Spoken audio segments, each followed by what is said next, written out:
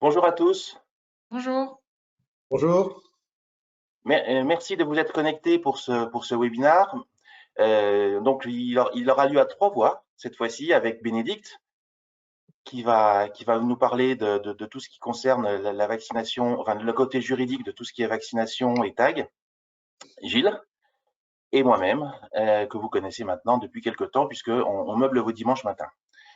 Vous avez vu qu'on va avoir un webinaire assez dense. Alors, c'est pas notre faute si juste quand on cale nos webinaires, l'actualité est chargée. Ne croyez pas qu'on le fasse exprès, mais voilà, c'est comme ça. Et là, vous allez avoir un webinaire assez dense avec toutes les modifications qui ont eu lieu ces derniers temps. On va commencer par parler des tests antigéniques avec l'évolution de la prise en charge des tests. Cette évolution, elle concourt à un objectif du gouvernement qui est d'inciter les personnes à se faire vacciner.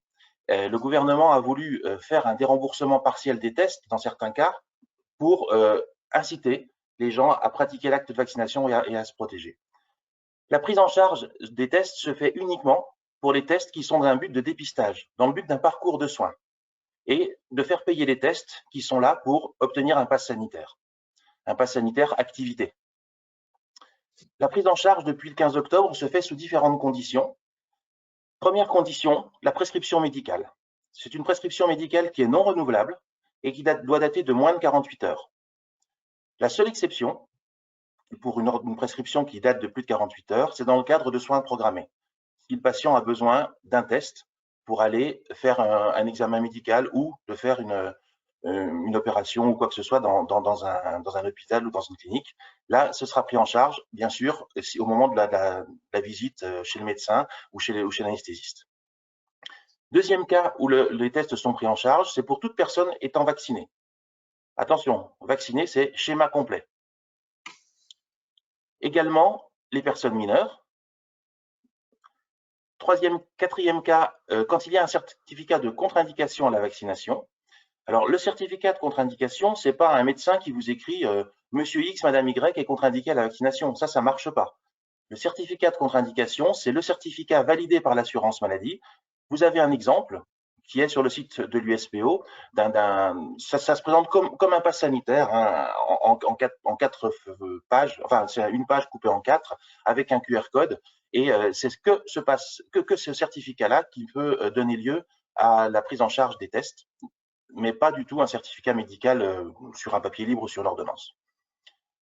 Autre cas, ce sont des personnes contacts ayant été identifiées par l'assurance maladie. Quand le patient est contact, eh bien, il va recevoir un SMS et ou un mail. Et là, il y aura un test à J0 à faire et un test après à J7 ou J17 après le début des symptômes ou si le prélèvement, ou si la personne reste à son domicile. Et là, il n'y a pas besoin de deux SMS. Le SMS donnera lieu aux deux tests.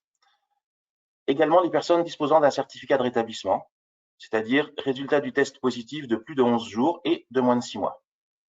Et il y a une autre catégorie qui s'est révélée avec le temps. Ce sont les élèves cas contact de plus de 18 ans, qui seraient éventuellement encore au lycée. Ils ont plus de 18 ans, mais ils sont au lycée et ils peuvent être pris en charge. Mais dans ce cas-là, c'est un courrier qui émane ou de l'ARS ou de l'Éducation nationale disant il y a un risque et il faut que ces élèves soient traités. Et c'est ce papier-là qui donne lieu à la prise en charge du test et que vous devrez scanner éventuellement.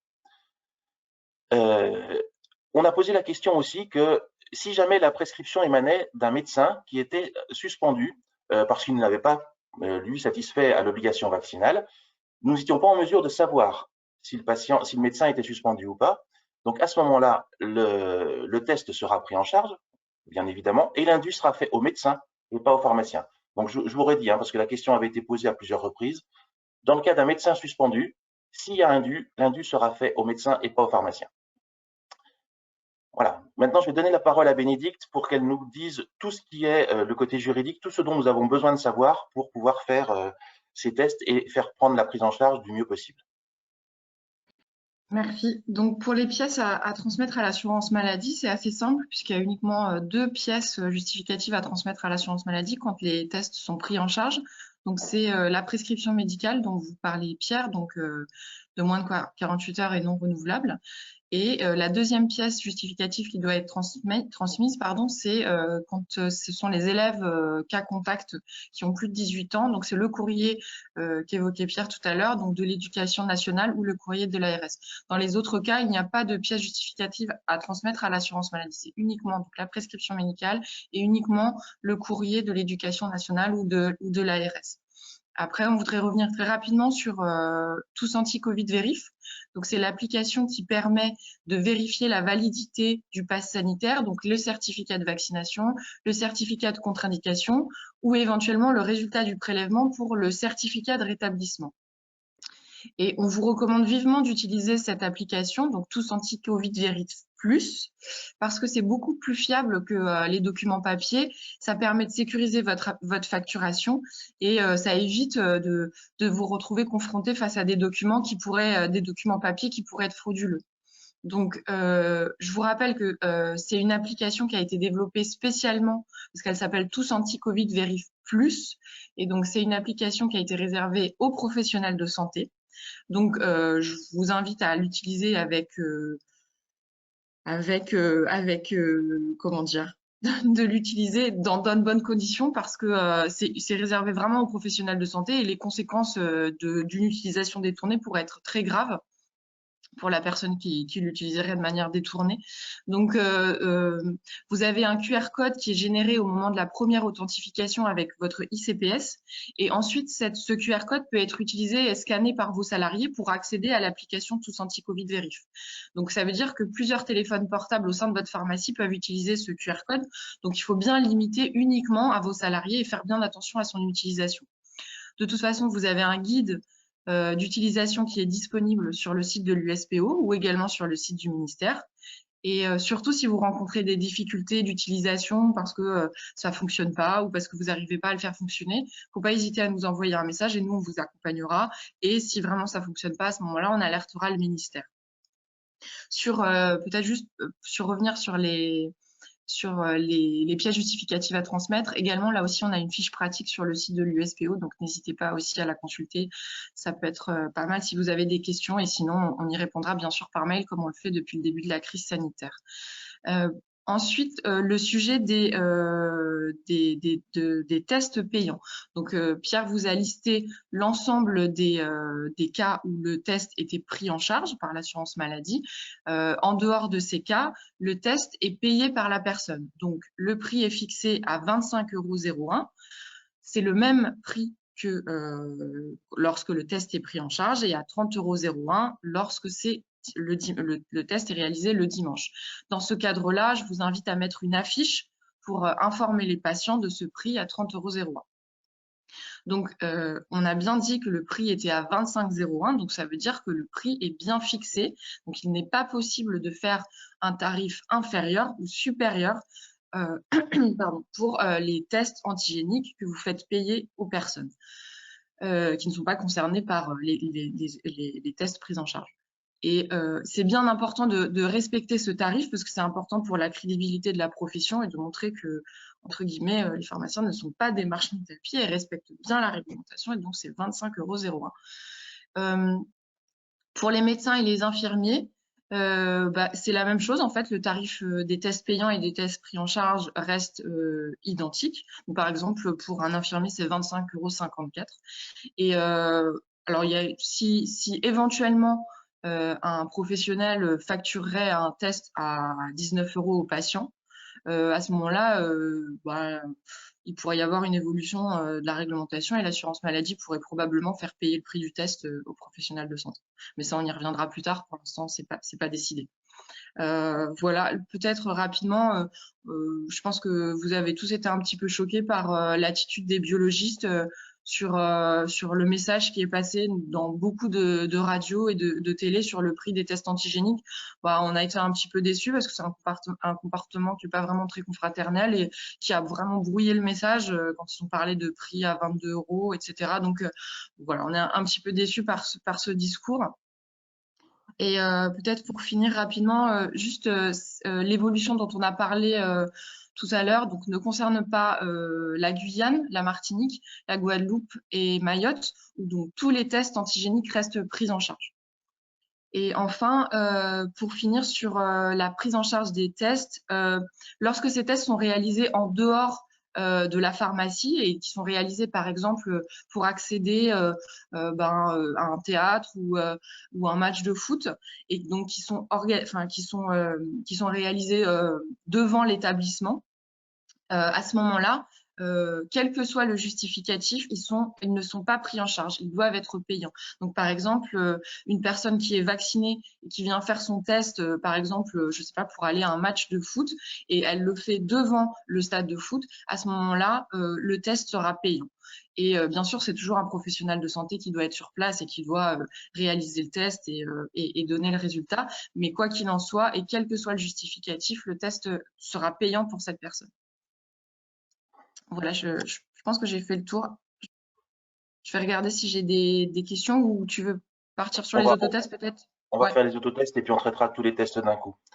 très bien. Merci Bénédicte. Donc maintenant, en ce qui concerne les autotests supervisés, l'USPO a toujours été contre, ou en tout cas pas très favorable à ces autotests supervisés parce que c'est chronophage et que c'est moins fiable que le prélèvement nasopharyngé que l'on fait quand on fait un test antigénique. À partir de vendredi, ils ne sont plus reconnus comme preuve de passe sanitaire et de ce fait aussi plus pris en charge. Ils peuvent toujours être dispensés aux personnes de plus de 3 ans asymptomatiques et non cas contact. Donc j'insiste bien sur le fait que ce soit plus de 3 ans asymptomatiques et non cas contact. Ils peuvent être vendus, mais ne donnent pas lieu à l'établissement d'un pass sanitaire. Et ils peuvent être aussi toujours dispensés et pris en charge pour les salariés intervenant auprès des personnes âgées ou en situation de handicap. Quand ils vous présentent le CESU, leur attestation de CESU, on peut leur dispenser des tests pour qu'ils se testent eux-mêmes afin de ne pas risquer de contaminer les personnes chez qui ils travaillent, qui sont des personnes fragiles. Voilà, pour les autotests. Est-ce qu'on a des questions, Bénédicte? Non, pas du tout? Oui, alors il y a des questions parce que c'est vrai que c'est un sujet un petit peu complexe. Alors, la prise en charge est-elle possible pour une personne en cours de vaccination, première injection réalisée? Non. Le ministère a été clair, vaccination complète. Et donc, continue-t-on à distribuer gratuitement aux professionnels de santé les boîtes des tests antigéniques? Donc ça, c'est ce que tu as répondu c'est ce que tu as dit tout à l'heure, Bénédicte. Pour l'instant, oui, on le fait. Si maintenant il s'avérait que les professionnels de santé facturent moins cher les tests en direct aux patients, l'assurance maladie reverrait vraisemblablement ça. Mais pour l'instant, on continue de dispenser gratuitement aux professionnels de santé. Dans la facturation des tests antigéniques avec ordonnance de moins de 48 heures, on doit scanner l'ordonnance, mais comme prescripteur, on doit indiquer le pharmacien ou le médecin de l'ordonnance.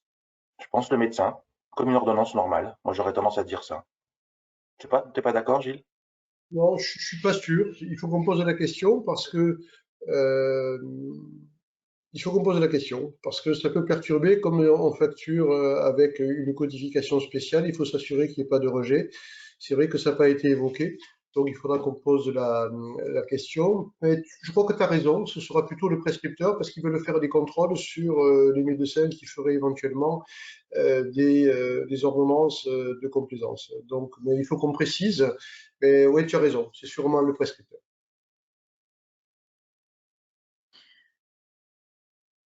Une heure d'eau pour un test PCR est-elle valable pour un test antigénique?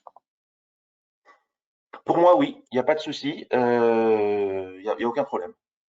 On a Nous, demandé au ministère, enfin, et à la CNAM, de faire préciser tout test, de ne pas aller dans la précision de quel test ils voulaient, puisqu'on sait que les tests antigéniques recouvrent la même sensibilité, la même précision que les tests PCR. L'assurance maladie n'a pas voulu, en disant on laisse la liberté aux médecins de prescrire, d'écrire ce qu'ils veulent, mais pour nous c'est la même chose, donc il n'y a aucun problème.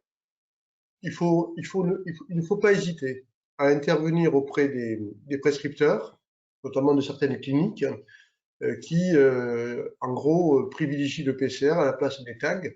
Ça complique la vie des patients. Il n'y a pas de problème de fiabilité pour une intervention chirurgicale. Un test PCR ou TAG a la même valeur et la même fiabilité.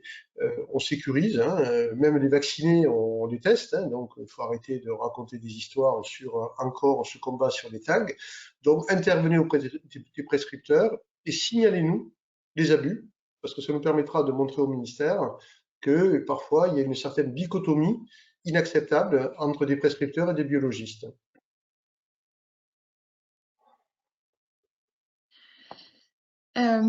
Excusez-moi, parce qu'il y a beaucoup de questions. Alors, quel est le taux de prise en charge de la Sécu en plus des mutuelles dès le 23 novembre pour tous ceux hors public qui veulent... Ah non, pardon, excusez-moi, ça c'est vacciné. Excusez-moi. Quel prix lorsqu'on fait uniquement l'analyse lors du test, car je fais le prélèvement avec une infirmière? Ben, comme c'était avant, on peut séparer la facturation du prélèvement de la facturation de l'analyse. Mais moi, je vous déconseille de facturer tout et de rétrocéder après à l'infirmière. Il faut que chacun fasse sa facture. C'est quand même beaucoup plus juste.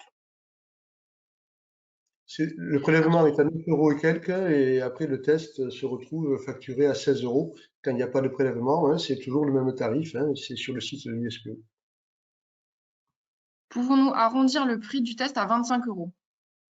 Oui. Oui.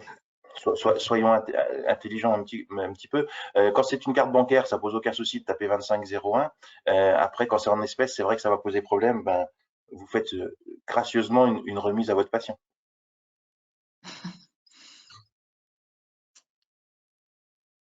Est-ce que Tag Vérif Plus est différent de Tag Vérif? Oui. Tu veux répondre, Bénédicte, comme c'est toi qui n'avais. Non, non, vas-y, réponds parce que j'essaye de lire les questions en même temps et Ah, j'arrive pardon, pas à parler et à lire en même temps. excuse-moi. Donc, Tag Vérif vous dit juste le pass sanitaire est actif. Ne vous donne pas la raison du pass sanitaire actif. Ça peut être parce qu'il est vacciné, ça peut être parce qu'il y a eu un test, ça peut être parce qu'il est contre-indiqué, parce qu'il est guéri. Enfin, voilà. Alors que Tag Vérif Plus vous dit la raison de la positivité du pass sanitaire. C'est bien pour ça qu'il ne faut pas l'utiliser en dehors de la pharmacie, parce que vous avez des données de santé. Ça va vous dire la personne a un pass sanitaire positif parce qu'elle était vaccinée ou parce qu'elle a été malade. Donc, ces données de santé ne doivent pas quitter la pharmacie. C'est bien pour ça que Bénédicte a autant insisté en disant vous ne l'utilisez que dans le cadre de la pharmacie. Il y a pas mal de questions sur la différence de prix, justement, donc 22 € pour les biologistes, 25,01 € et les personnes voudraient comprendre pourquoi cette différence de prix. Depuis le début, les biologistes sont contre les tags. Ils disent haut et fort, ça sert à rien, c'est pas fiable.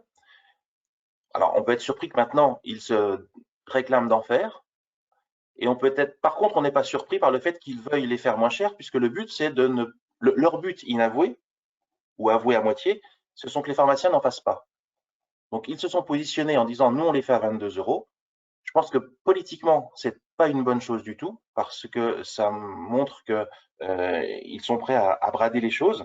Et puis, de toute façon, eux, ils s'en foutent, ils ne feront pas de tag, puisque ce qu'ils veulent faire, c'est des PCR à 44. Donc, ça leur pose aucun problème de faire une annonce politique, une annonce à grands coups de clairon, de dire on les fait à 22 €. Donc, ne vous laissez pas avoir là-dessus. Votre travail vaut 25 €. Ne le bradez pas. C'est important d'aller jusqu'au bout. C'est un vrai travail intellectuel de remettre le résultat au patient. Donc, restez sur les 25 €. Ils ont voulu faire un effet d'annonce en le mettant à 22. À mon avis, ils se sont trompés et décrédibilisés complètement, une fois de plus. Mais restez à 25 €. Je ne sais pas si tu En veux fait, compléter. ouais, en fait, Pierre, ce qu'il faisait, c'est qu'il ne voulait pas afficher que le PCR était à 44 payant. Et donc, ils ont détourné l'attention en parlant que des tags, alors que c'est le PCR qui est à 44 et eux ne font que des PCR. Donc, bien sûr, ils trouvaient que la différence entre 44 et 25 n'allait pas les favoriser, en tout cas pour les parties, pour ceux qui étaient payants.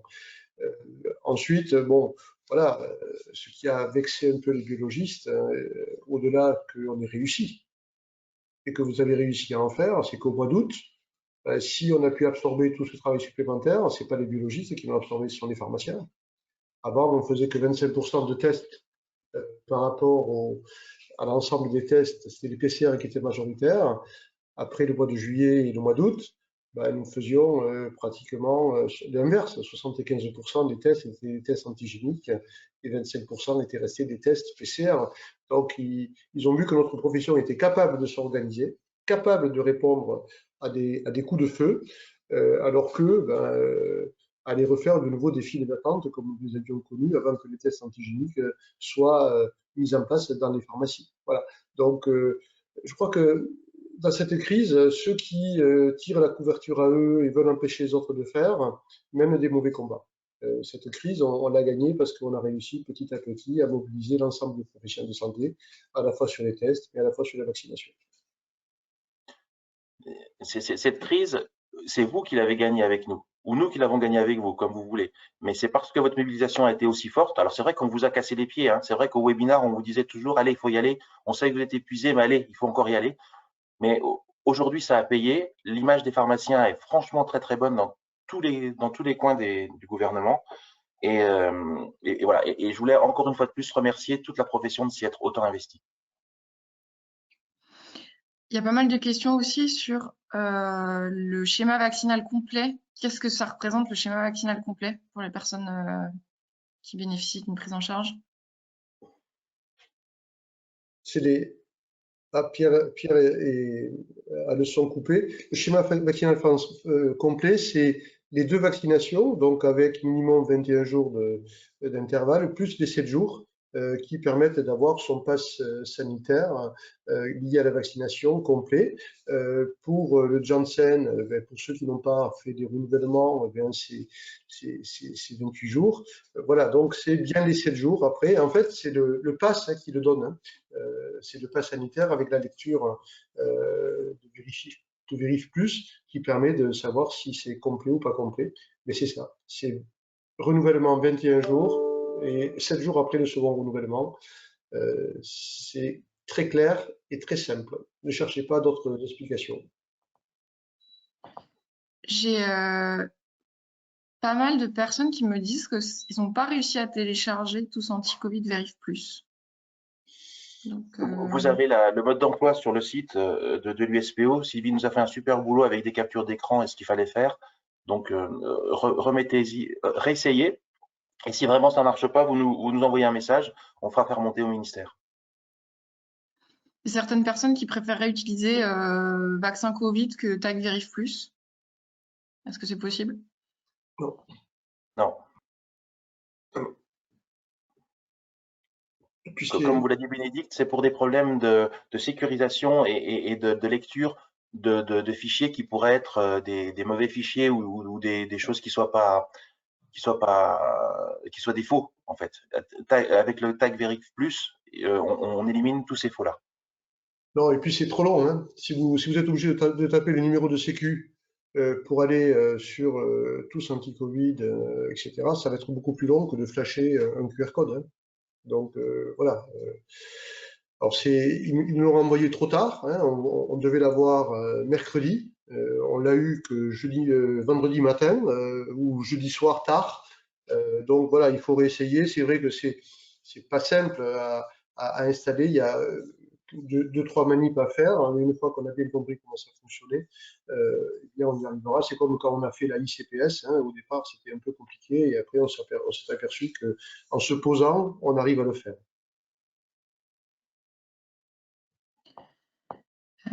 Hop. Est-ce que une personne symptomatique qui se fait tester, elle règle le test, puis au résultat, on s'aperçoit qu'elle est positive? Est-ce que son test doit être pris en charge? Mais ça fait partie des 2 cas qui nous posent réellement souci.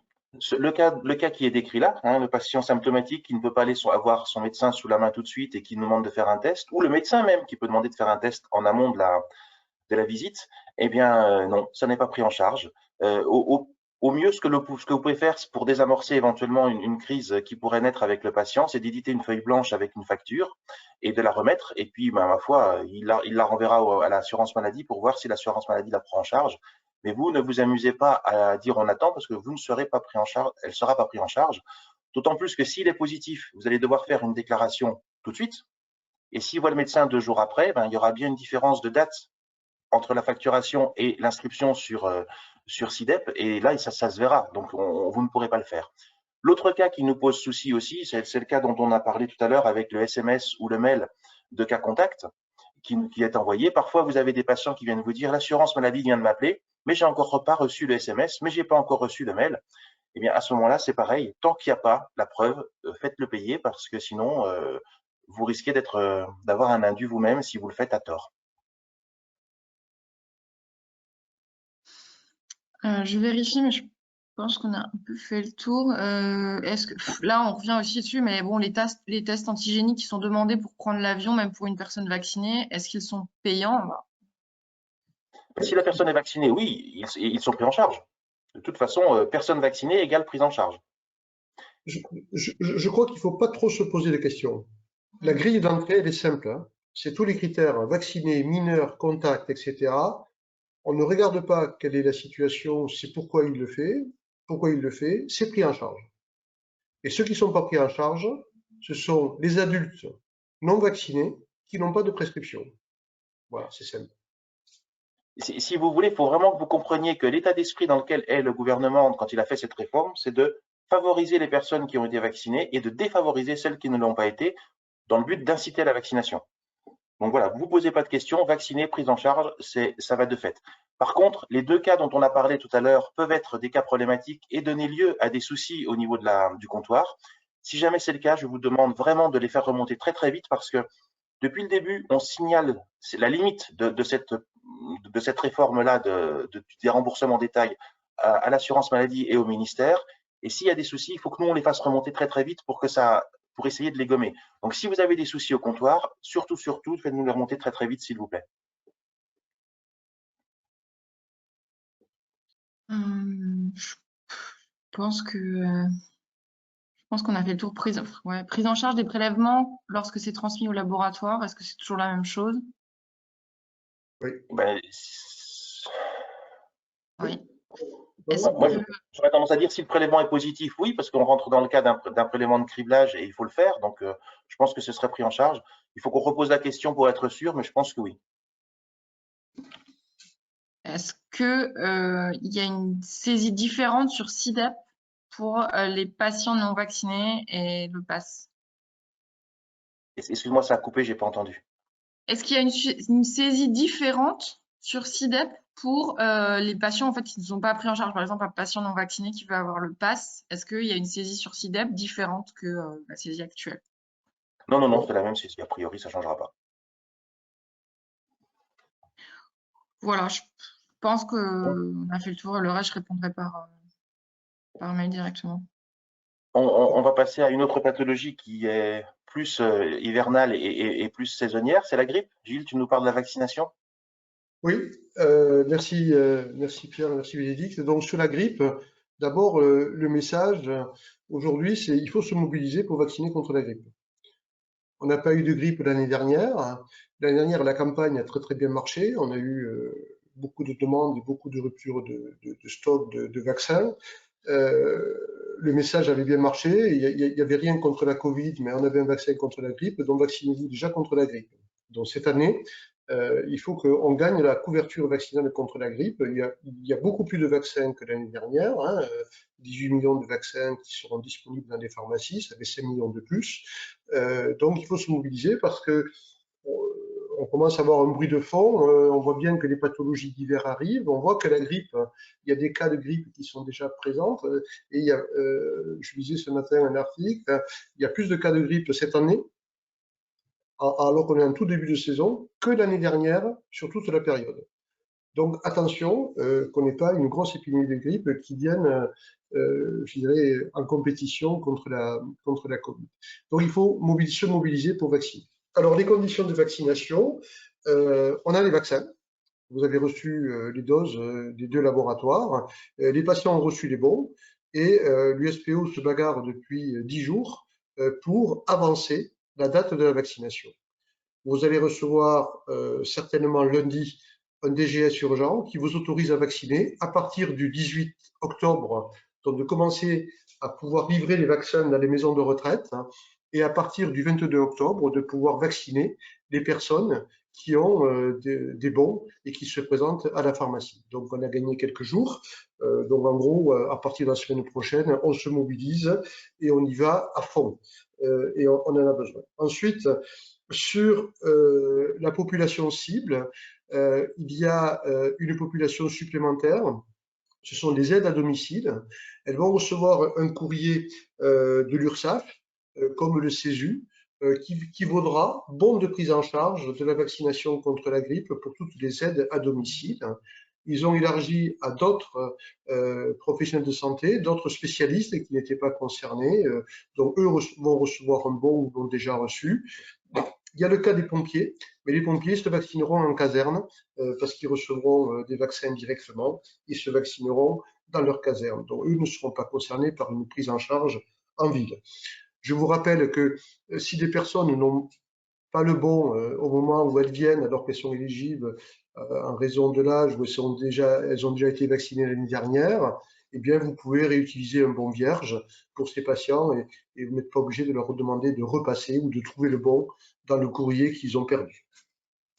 Sur les effecteurs, donc les préparateurs. Les préparateurs, on a demandé à ce qu'ils soient autorisés à vacciner contre la grippe, mais on attend une saisine de l'HAS qui devrait se faire très rapidement et le ministre, j'espère, donnera son accord sur un avis de l'HAS qui devrait arriver très rapidement. Au-delà des 4 semaines qui seront donc à partir du 22 novembre, donc 4 semaines après le début de la campagne, vous allez pouvoir être autorisé à vacciner les personnes qui n'ont pas de bons de prise en charge. Vous savez que là, vous n'aviez pas le droit de les vacciner. Vous n'aviez le droit de vacciner que les personnes qui avaient des bons de prise en charge, ce qui est quand même une sacrée anomalie. Donc là, on sera autorisé. Pourquoi ce décalage de 4 semaines? C'est pour être sûr qu'on puisse couvrir les besoins des personnes qui ont un bon de prise en charge. Voilà, j'espère que l'année prochaine, tout cela sera gommé. Mais voilà, vous pouvez le délivrer aujourd'hui. Mais si vous voulez vacciner ces personnes, vous les vaccinerez qu'à partir du 22 novembre. L'autre point particulier de cette campagne, c'est qu'il y a un vaccin haute dose, l'Influenza, qui est réservé aux personnes de plus de 65 ans.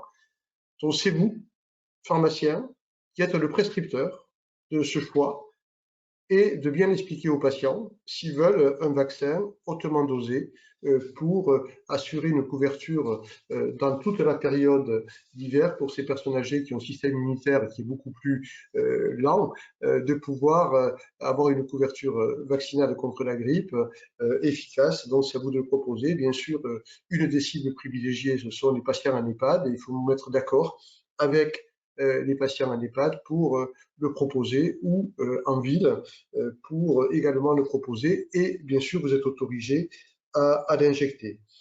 Le tarif, c'est toujours le même, hein. C'est pour adultes et adolescents bien sûr, hein, la vaccination contre la grippe. Le tarif, c'est avec le code VGP, c'est 6,30 € et 6,60 €, c'est pour les DOM, je crois, hein, Bénédicte, c'est ça, hein, le 6,60 €. Voilà. Donc c'est 6,30 € comme l'année dernière. Un petit point de détail, vous savez que bon, voilà, on a les deux vaccinations, Covid et grippe. Donc l'HAS a émis un avis en disant qu'il n'y avait pas de délai entre les deux vaccins. Si vous l'injectez en même temps, eh bien sûr, vous ne le faites pas dans le même bras, mais c'est autorisé. Et d'ailleurs, sur l'application Stivac, dont vous enregistrez le vaccin Covid, il y aura la possibilité, si vous injectez la grippe en même temps, de signaler que vous avez fait également l'injection contre la grippe en même temps que la vaccination Covid. Donc, il y aura une case où vous pourrez cocher « Je vaccine en plus contre la grippe », ce qui permettra de faire un suivi de pharmacovigilance quand l'injection s'est faite en même temps. Alors, bien sûr, pas dans le même bras, mais également s'il y a une semaine d'écart, faites-le dans l'autre bras, hein. Ça paraît être du bon sens, c'est pas la peine de réinjecter dans le même bras s'il n'y a que quelques jours d'écart entre les deux vaccins. Mais le message des pouvoirs publics, c'est ne négligez pas la grippe. Elle peut être très forte cette année, on ne sait jamais, hein, voilà. Mais ne prenons pas de risque d'avoir une belle couverture vaccinale contre la Covid et de rater une campagne contre la grippe, parce que c'est aussi important. Voilà à peu près ce que j'avais à vous présenter sur la grippe et simplement, voilà, le travail de l'USPO ne s'arrête pas là, hein, et vous savez qu'on veut vacciner tout le monde et pour toutes les pathologies, pour toutes les personnes au-dessus de 12 ans Et donc, vacciner contre la grippe, hein, il faut gagner. On a montré notre capacité l'année dernière. Donc, montrer que cette année, les pharmaciennes vont être super mobilisées. On a gagné la Covid et donc maintenant, on espère pouvoir gagner les autres vaccins. Est-ce qu'il y a des questions, Bénédicte? Ouais, il y a quelques questions, mais on n'a pas énormément sur la grippe, j'ai l'impression.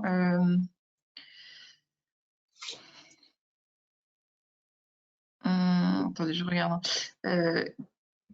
Quel est le taux de prise en charge de la Sécu en plus des mutuelles dès le 23 novembre pour tous ceux hors public cible qui veulent se faire vacciner?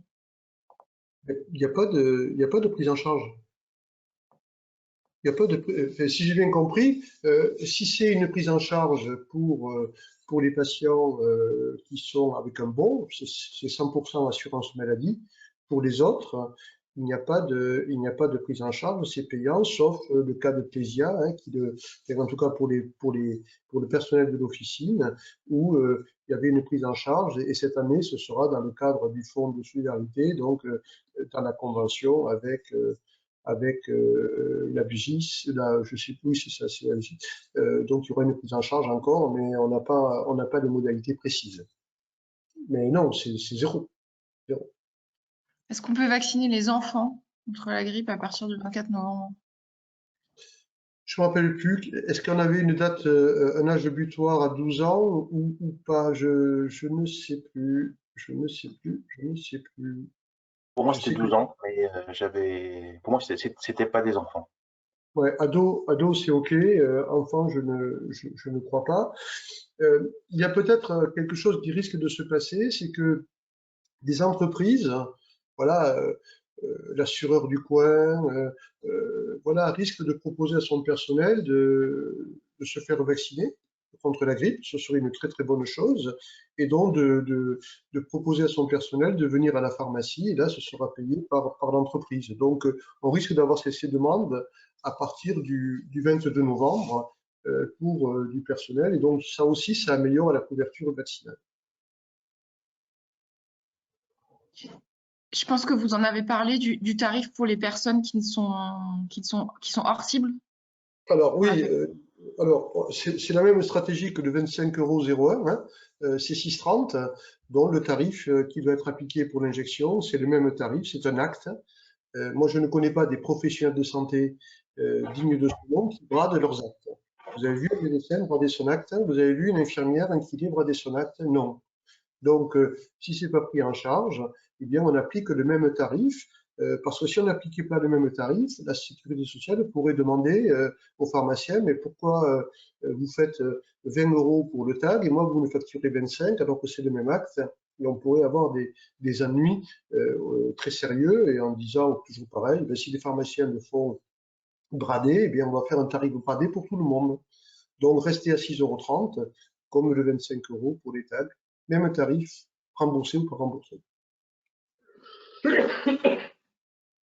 Est-ce qu'il faut attendre le 26 octobre pour facturer pour éviter les rejets? Non, pardon, excusez-moi. Non, non, on peut facturer à partir du 22 octobre. On va voir le DGS urgent qui va préciser ça, mais dès lors que le DGS sera sorti et aura précisé le 22 octobre, il n'y aura plus de problème. Oui. Mais oui, je suis enrhumé. C'est pas la grippe. 22 octobre, vous pourrez facturer. Il y avait toujours une tolérance, hein. Donc voilà. La semaine prochaine, on y va. Quelle formation pour que nos préparateurs puissent vacciner contre la grippe? Pour l'instant, c'est pas précisé. Si on veut être efficace, hein, il faut qu'il démarre de suite. Donc la formation, elle se fera pour le geste vaccinal à l'officine, supervisée par le pharmacien et par ceux qui déjà vaccinent, les pharmaciens qui vaccinent. Ensuite, si on est sur une stratégie beaucoup plus globale sur la vaccination en général, là, il faudra peut-être faire une formation pour tout le monde, mais ce sera plutôt dans une stratégie de calendrier vaccinal. L'acte d'injection, franchement, ça va quoi.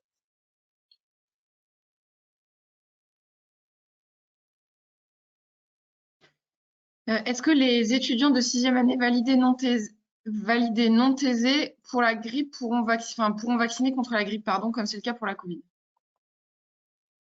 Ben, s'ils ont leur certificat de formation pour injecter la Covid, ça s'étendra à la grippe, bien évidemment, quoi. Mais il faut qu'ils aient le certificat de formation. Est-ce qu'on peut éditer un bon vierge pour les personnes ayant une ordonnance du médecin pour un vaccin grippe? Oui, c'est ce qu'on avait fait l'année dernière, c'est-à-dire que s'il y avait une prescription, ben d'abord il faut joindre la prescription, bien évidemment, c'est pas la peine de faire un bon vierge quand il y a une prescription. Le bon vierge, on s'en sert quand le patient l'a perdu. Et donc, voilà, c'est là où on scanne, hein, on scanne du bon vierge.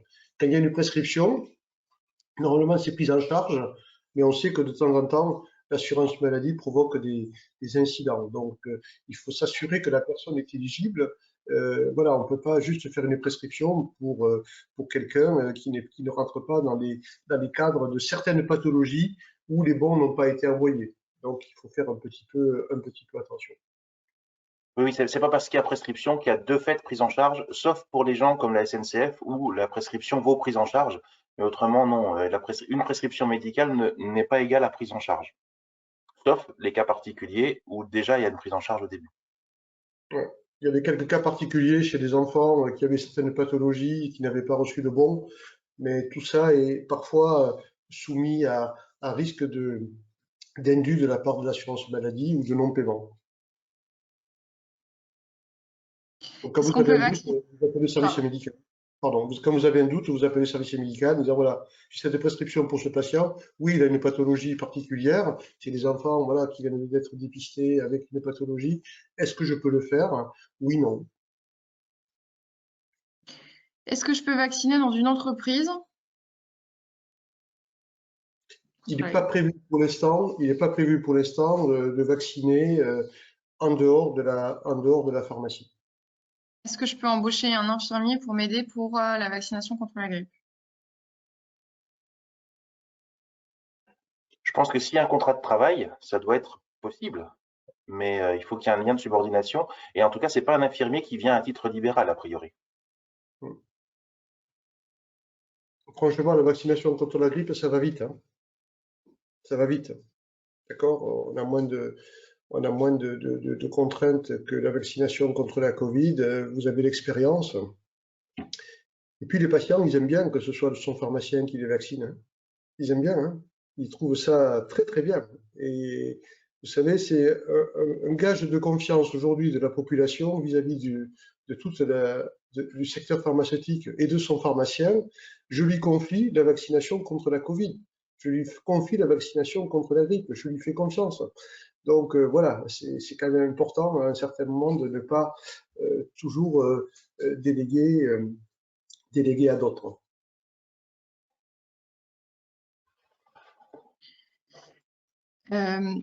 Que faire des seringues usagées grippe pour les oui, des seringues usagées est-ce qu'on les met dans les dasseries ou qu'est-ce qu'on en fait? Dasserie, Dasserie, Dasserie, et on continue à se bagarrer pour que, avec Dasserie, d'abord que continue à le faire cette année, voilà, comme la récupération de tous les tags et de tous les écouvillons. Et puis, il faudra bien qu'on se mette d'accord, certainement l'année prochaine. Avec Dasserie, ce serait assez facile. Avec des industriels du LEM vaccination, c'est extrêmement compliqué. On est très surpris parce que, je dirais, on va favoriser, en étant un effecteur supplémentaire sur la vaccination, et bien la couverture vaccinale, donc eux, leur business, et c'est les plus virulents contre nous sur l'organisation de la récupération des déchets à risque. Je trouve ça vraiment complètement déplacé, complètement décalé. Je crois qu'il serait temps que l'industrie comprenne quels sont ses alliés dans la couverture vaccinale. Je suis choqué chaque fois d'entendre des propos de la part du LEM vaccin, des propos complètement inappropriés contre nous. Est-ce qu'il faudra déclarer les adjoints qui vaccinent au niveau de l'ARS et pareil pour les préparateurs. Est-ce qu'il faut les déclarer On ne sait pas encore. En tout cas, les adjoints, ça c'est sûr, hein, il faut toujours faire son travail et mettre à jour son équipe officinale habilitée à vacciner. Quand il y aura les préparateurs, eh bien, on verra ce qu'il faut faire. Ouais. Donc, on parle toujours de la vaccination, mais on change de pathologie. On arrive sur la Covid, avec donc le rappel de la troisième dose. Donc, il est important d'inciter les patients à faire ce rappel. Hein. Je vous rappelle que la population cible pour ce rappel de la troisième dose, ce sont des personnes de plus de 65 ans, des personnes immunodéprimées, les personnes ayant reçu une seule dose de Janssen, les personnes à très haut risque de forme grave ou des personnes présentant des facteurs de risque de forme grave, les professionnels de santé, ça a été ouvert il n'y a pas longtemps, les adultes de l'entourage des immunodéprimés. Juste une chose, c'est que pour le Janssen, il va y avoir un courrier qui va être envoyé par l'assurance maladie pour les inciter à se faire vacciner, à faire cette troisième dose. Voilà. Vous avez reçu le DGS urgent de vendredi qui a dû beaucoup vous surprendre, en tout cas, qui n'est pas resté sans réaction de la part des pharmaciens, demandant l'arrêt de la troisième dose du rappel avec Moderna. Il faut savoir que les pouvoirs publics, au départ, ont voulu proposer le rappel avec la troisième dose et l'étendre à tous les vaccins ARN messagers, Pfizer et Moderna. Or, seul Pfizer avait l'AMM pour cette troisième dose, Moderna ne l'avait pas encore, ne l'a toujours pas d'ailleurs aujourd'hui. D'ailleurs, Moderna a fait une demande d'extension de l'AMM pour un rappel avec une demi-dose et ça devrait être rendu autour du 25 octobre. La décision par l'EMA devrait être rendue autour du 25 octobre. Pourquoi ils ont décidé de suspendre la troisième dose avec Moderna? Parce qu'il y a eu des incidents en Norvège et en Suède pour des personnes jeunes, donc c'était moins de 30 ans ou moins de 18 ans selon les cas, qui ont présenté des myocardites qui ont été rapportés au nombre d'injections très très faible, mais ça a fait, et du coup, le gouvernement a voulu ouvrir un parapluie en empêchant le rappel avec Moderna tant qu'il n'y aurait pas l'avis de l'EMA et tout du moins l'accord de l'EMA et que ce soit rentré dans l'AMM. Pour autant, l'analyse de balance bénéfice-risque demeure nettement favorable à la vaccination avec Moderna selon l'EMA et la NSM. Donc, ça a poussé le gouvernement à prendre cette décision. Alors, c'est vrai que ça a pu énerver, mais il faut comprendre que c'est dans un souci d'équité au départ que le gouvernement avait mis sur un même pied d'égalité Moderna et Pfizer. Donc, voilà, devant ces soucis, il revient en arrière, mais il revient en arrière que pour la troisième injection. Ce n'est pas le vaccin qui est remis en cause, ni son efficacité. Hein, la modification de l'avis de HAS ne touche que la troisième dose. Pas de rappel, mais par contre, une première et deuxième injection, toujours recommandée avec Moderna. Donc, on sait que ça va pas être simple, puisqu'il va falloir jongler entre première, deuxième dose potentiellement avec Moderna et rappel avec Pfizer. Maintenant, juste une petite chose, une fois de plus, on ne le savait pas à l'USPO, ce qu'allait arriver, mais si on s'est battu pour avoir tous les vaccins, y compris le Pfizer, ben on se rend compte qu'une fois de plus, on a eu un peu le nez creux, parce que si on ne l'avait pas fait aujourd'hui, on ne pourrait pas faire les troisièmes doses. Et c'est bien parce qu'on s'est battu avec ça depuis le début, en disant il nous faut du Pfizer. Et si on le voulait, ce n'était pas parce qu'il était mieux, c'était juste parce qu'on voulait avoir le même arsenal que tout le monde et pouvoir proposer à tout le monde le même panel de vaccins. Et aujourd'hui, on se rend compte une fois de plus qu'on avait raison de le faire. Alors, je ne vous dis pas que c'est simple, je vous dis juste qu'on a la possibilité de le faire et heureusement qu'on s'est battu depuis le début à l'USPO pour ça. En attente de l'avis de l'EMA pour déterminer la stratégie qui va être donnée fin octobre, normalement le 25, et il est possible que ce soit ou un évitement en dessous de 30 ans, ou alors une demi-dose injectée, puisque d'après l'HAS, les myocardites sont dose dépendants, et quand il y avait trop forte dose de Moderna, il y avait un risque des myocardites. Pour les personnes qui sont plus âgées, il n'y a pas de souci, a priori, il y a très peu de risque de faire des myocardites. Donc la vaccination avec le Pfizer pour le rappel, de la troisième dose. La montée est assez lente, et particulièrement pour les personnes qui ont été vaccinées avec du Janssen. Donc là, je vous invite, si vous avez la possibilité de savoir avec les patients avec qui vous avez fait du Janssen une seule dose, de les pousser à faire ce rappel. C'est important parce que ce sont, à mon avis, elles qui vont être les plus fragilisées et les moins bien protégées, et il faut qu'ils aient ce rappel avec du Pfizer. Il y aura probablement une extension de la vaccination à toute la population générale, mais qui se fera à 9 mois. Et si jamais il y a une extension, le schéma vaccinal complet sera avec cette extension, avec cette troisième dose. Alors peut-être pas tout de suite dans un premier temps, mais à terme, ils nous ont dit, si on rend la population éligible à la troisième dose, le pass vaccinal complet sera avec la troisième dose. On va avoir un travail qui va être important pour la vaccination parce que les centres de vaccination vont fermer progressivement, ils vont être désarmés petit à petit. Aujourd'hui, ils vont coûter cher puisqu'il y a de moins en moins de vaccination. Donc, un centre qui vaccine beaucoup est rentable, un centre qui vaccine peu ne l'est pas. Puisque je vous rappelle que tout le monde est payé à la demi-journée. Donc, s'ils injectent 3 vaccins, ça fait cher l'injection. Donc, petit à petit, les centres vont fermer et vont renvoyer en ville la charge de vacciner les patients.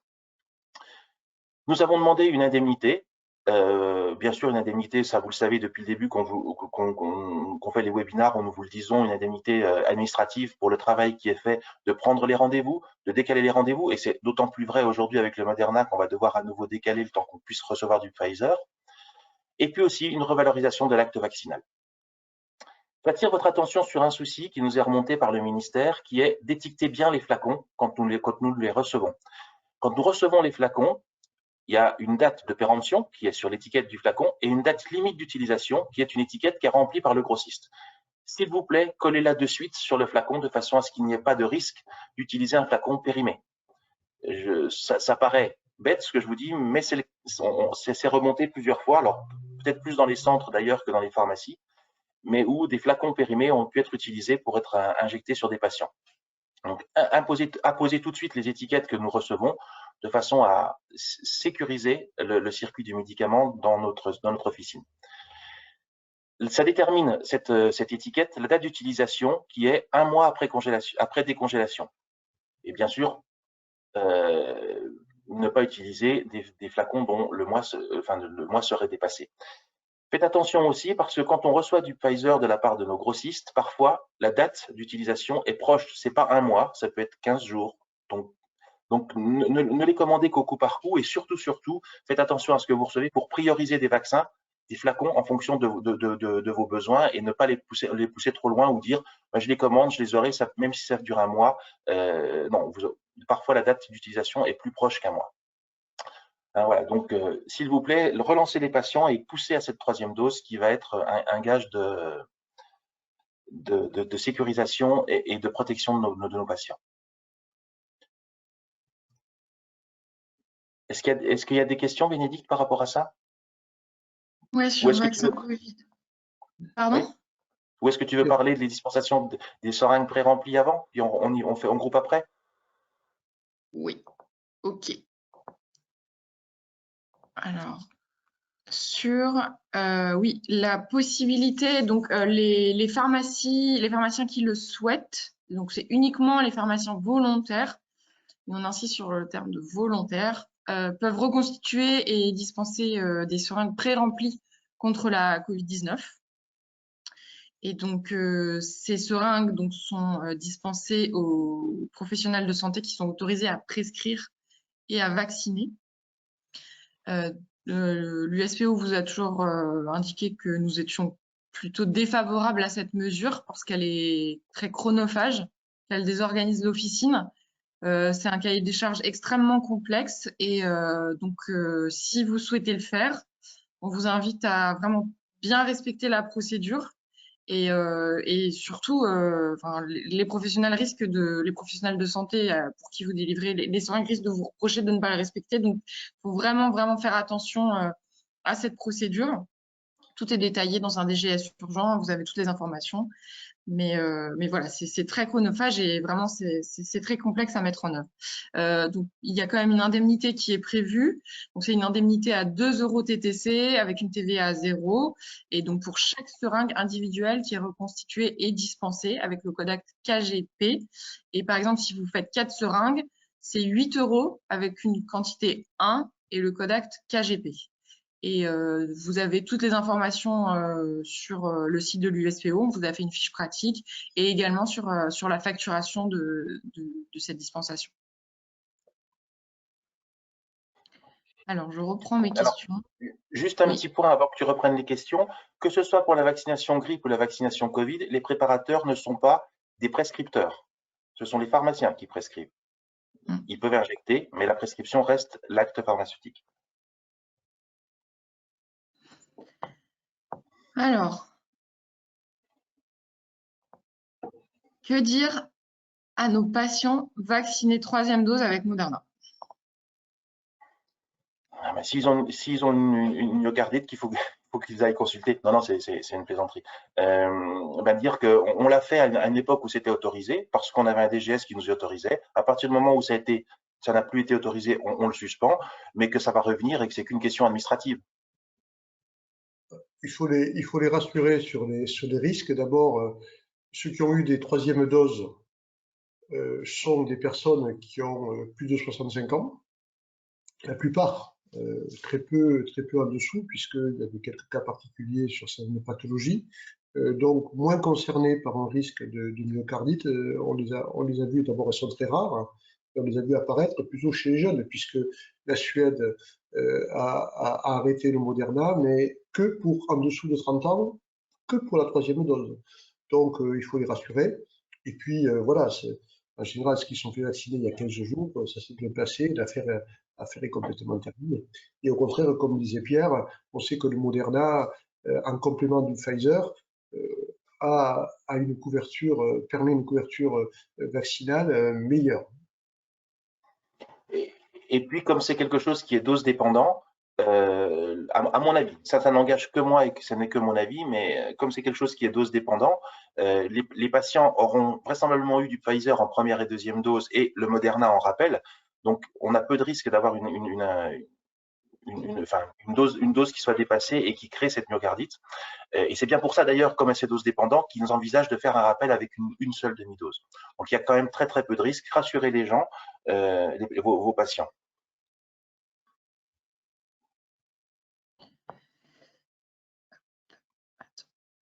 Est-ce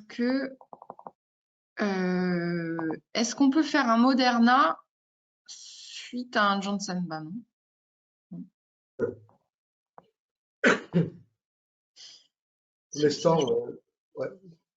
Pour l'instant, finir le calendrier vaccinal avec une 3e dose ou une seconde dose sur le Janssen, effectivement, ça n'a pas été envisagé. On ne sait pas s'il sera autorisé. Moi, je vous invite à ne plus utiliser le Moderna pour une 3e dose ou un renouvellement après le Janssen. Attendez l'avis la semaine prochaine de l'EMA, de l'Agence européenne, qui sera validé par l'HAS et validé par un DGS urgent. Il faut se couvrir.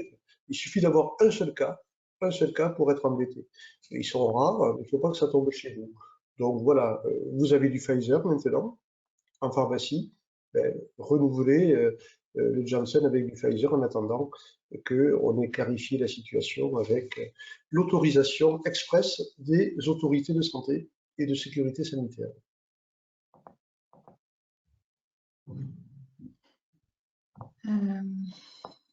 Désolée, parce que là, il y a aussi beaucoup de questions et je n'arrive pas à tout trier. Est-ce que une personne qui a fait la Covid en 2020 doit-il avoir 1 ou 2 doses de vaccin pour un cycle complet? C'est une, hein. C'est une seule dose. Si j'ai bien compris la question, c'est quelqu'un qui a été malade une première fois à cause de la Covid. Est-ce que pour avoir le cycle complet, il doit avoir 1 ou 2 injections? Donc aujourd'hui, c'est une seule injection.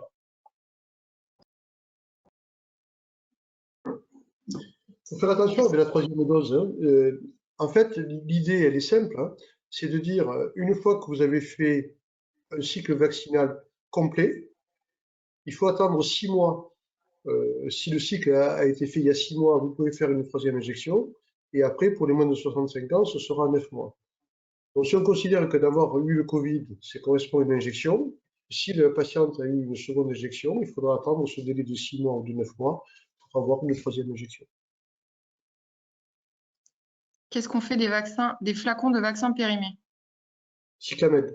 Cyclamène, pardon. Est-ce qu'il faut refaire le QR code pour le rappel? Est-ce qu'il faut le sortir à nouveau?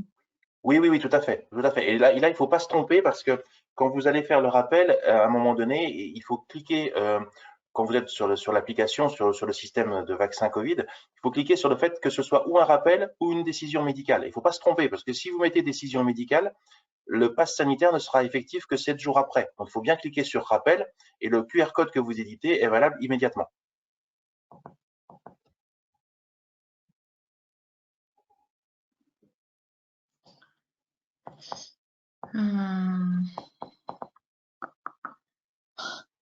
Je crois que je suis en train de regarder, désolée, parce qu'il y en a beaucoup. Ça, on l'a déjà fait.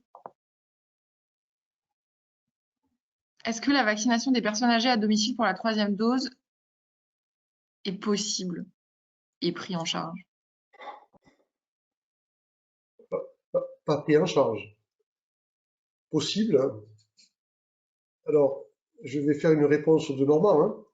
C'est pas autorisé, mais c'est pas interdit. C'est écrit nulle part. Voilà. Avec ça, débrouillez-vous. Franchement, aller rendre service à une personne, si vous n'en faites pas un business, franchement, quand vous avez une personne qui est à côté de la pharmacie, qui ne peut pas se déplacer, il n'y a pas une infirmière qui passe, etc. Voilà. Voilà. Il y a même des EHPAD qui demandent à ce que, quand il y a un cas particulier, parce que la personne est arrivée après, qu'elle n'a pas été vaccinée, etc., je sais qu'on sollicite également. Mais bon, voilà, tout ça doit être complètement marginal et en aucun cas être, on va dire. Mais on a posé la question au ministère, on n'a pas eu de réponse. En tout cas, c'est mieux d'y aller et de rendre service au patient que de lui faire prendre une ambulance pour aller au centre de vaccination. Sinon, il ne se vaccine pas, hein. C'est pas compliqué.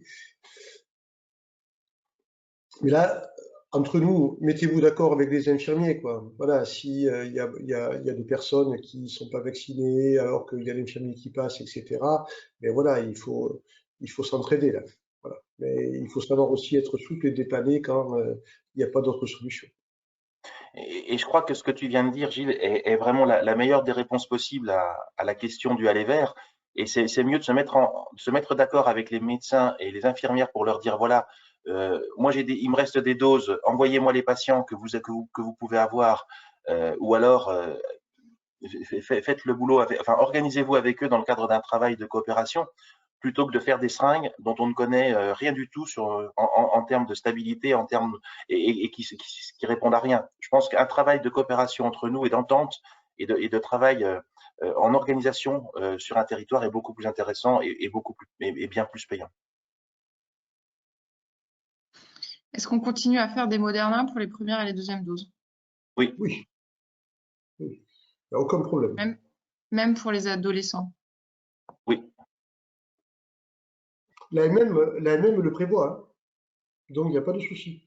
Non, c'est la 3e dose à 6 mois, qui est simplement celle qui n'était pas couverte par l'autorisation du ministère du marché, parce que ça avait été prévu par Pfizer avant et pas prévu par Moderna. Voilà. Ne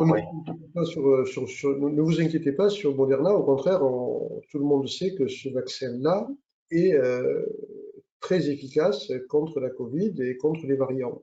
Au contraire. Donc rassurez les patients. S'il y a une dose d'un flacon en plus, non, s'il y a besoin d'un flacon en plus pour l'EHPAD, alors que la plupart des doses ont déjà été délivrées précédemment, est-ce qu'on refacture une livraison?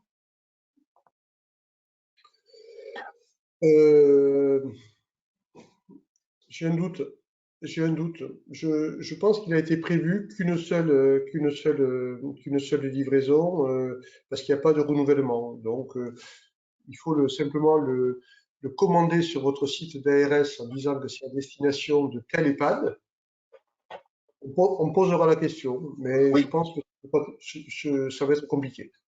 Il faut quand même qu'on pose la question parce que lors des premiers cycles de vaccination, les EHPAD, ça s'est étendu sur 3 à 4 livraisons. Parce qu'il y avait des patients qui n'avaient pas pu rentrer à cause d'un cluster, parce qu'il y a des patients qui sont rentrés après. Donc, le rappel à 6 mois, s'il s'étale aussi sur 3 livraisons, il faut qu'on le sache. Mais on va poser la question. Je pense que effectivement, c'est une bonne question. Je pense que c'est bon. C'est bon. Parfait. Tu nous parles de la dispensation adaptée, s'il te plaît, Gilles? Oui, donc vous vous rappelez, la dispensation adaptée, c'était un avenant que nous avions signé avec l'assurance maladie qui était, à mon avis, un avenant extrêmement stratégique. En gros, c'était de dire si le pharmacien, avec le patient, ne délivre pas l'intégralité des médicaments à posologie variable comme la douleur, l'inflammation, la constipation, l'œil sec, eh bien, le pharmacien qui fait ce travail en accord et qui pose la question au patient doit être compensé parce que ça évite du gaspillage de médicaments, ça évite de stocker des médicaments dans l'armoire à pharmacie et ça évite ce que l'on entend parfois, c'est le reproche à des pharmaciens eh bien, de pousser pour essayer de gagner plus, même s'il sait que les médicaments ne seront pas utilisés. Donc c'est un changement de stratégie, un changement de positionnement du pharmacien et quand on fait ce travail, eh bien, il ne faut pas être pénalisé financièrement, il faut être plutôt encouragé financièrement. Donc, c'était extrêmement stratégique. Donc, le résultat du calcul fait par l'assurance maladie dans des conditions extrêmement difficiles, hein, puisque l'année de référence était l'année Covid. Donc là, on est sur l'année qui suit la première année Covid, et donc la méthode de calcul n'avait pas prévu une situation de crise, même si on a prévu un tendanciel. Mais on a vu négocier avec l'assurance maladie. Pour l'instant, ils sont à 8 millions d'euros. Nous, on demande au moins que ça monte à 12 millions d'euros. Mais c'est quand même 16 480 pharmaciens qui ont topé les DAD. Donc ça montre bien que la profession, malgré les polémiques qui ont été enclenchées par notre syndicat, a suivi très majoritairement le topage des DAD. Et on a 6 280 DAD qui ont été topés, donc 6 millions d'interventions sur l'ordonnance pour que le pharmacien précise qu'il n'a pas délivré l'intégralité des paracétamol, l'intégralité des macrogols. Donc c'est un succès. C'est un succès. Donc là, l'assurance maladie envisage de compléter les fameux 10 centimes, puisque vous avez déjà empoché 10 centimes par DAD. Hein, ça fait 600 000 euros qui ont été distribués dans la profession juste pour le topage. Et là, eh bien, le DAD va être complété de ou 1,26 € si on reste à 8 millions. Donc vous allez toucher 1,26 € par DAD que vous avez topé entre le 1er juillet 2020 et le 30 juin 2021. Et on verra pour la suite, puisque cet accord perdure sur 2 ans, on va continuer, bien évidemment. Et je pense que ça aussi, c'est quelque chose qui est extrêmement important, parce que ça positionne le pharmacien dans un des objectifs qu'il doit à la population, c'est le bon usage des médicaments. Et voilà, donc si on veut être acteur dans le bon usage, eh bien, il faut qu'on mette des outils financiers, incitatifs, pour que on renforce ce rôle du pharmacien dans le bon usage et qu'il ne soit pas pénalisé parce qu'il délivre moins de boîtes. Et c'est vrai que ce 1 € à la boîte n'était pas une très bonne image pour la profession, c'est le moins que l'on puisse dire. Ça nous a continué, on a continué à nous voir un petit peu comme des boutiquiers. Plus je vends de boîtes, plus je gagne, même si c'est pas bien utilisé. Pas très malin comme stratégie. Mais nous, on fait l'inverse. Et on incite au bon usage des médicaments. Donc, cette prime sera versée fin octobre, début novembre. Donc voilà, vous allez recevoir, pour ceux qui ont fait ce travail, ou 1,26 € ou 1,89 € supplémentaire par DAD, ce qui est une bonne nouvelle. Je ne vous cache pas que la communication de notre syndicat cette semaine, je l'ai trouvée particulièrement inappropriée, particulièrement agressive, de parler de cadeaux que l'assurance maladie nous fait, alors que ça récompense le travail que l'on a fait. Je trouve ces propos complètement déplacés, voire insultants pour notre profession.